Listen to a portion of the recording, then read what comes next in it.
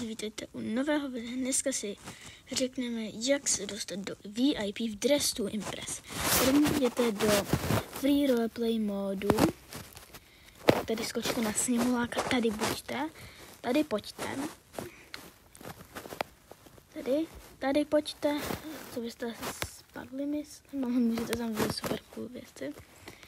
Tak já vám ukážu ještě jeden hack. Tady můžete prostě normálně jít. Já jsem se ale bála, tak jsem to radši vyzkoušel. Tamhle můžete nazbírat peníze a jít plavat, když půjdete tam. A my se vlastně jdeme ukázat, jak se dostat do toho VIP, takže my jdeme tudy. Buďte velmi opatrní. Prostě tady půjdete v pohodě, ale tamhle už je to, tamhle takhle, tamhle, jak jsem skočila, tam už je to takový nebezpečnější, takže my budeme chodit potom hezky. My se tady dostaneme pod mapu, tady proskáčete, tady taky proskáčete, aby vás to nevzalo.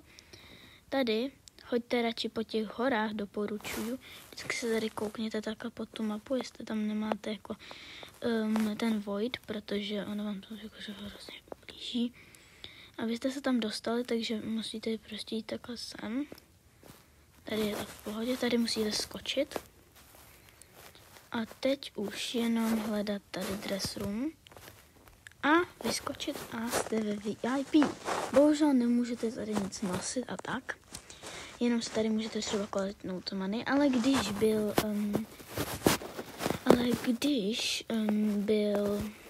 podzim, tak jste si mohli vzít kitty tail, tenhle plášť, tenhle ten mobile phone, teď už to nejde, teda počítač, a pak ještě tuto bundu a víc jste z toho vzít nemohli.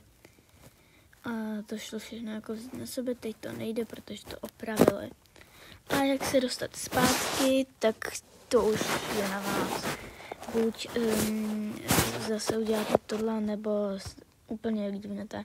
Je to sice docela cool, ale zase si nemůžete nic vzít, ale je to cool se tam bugnout a jen tak třeba nechávat lidi, aby si mysleli, že jste nějaký hacker.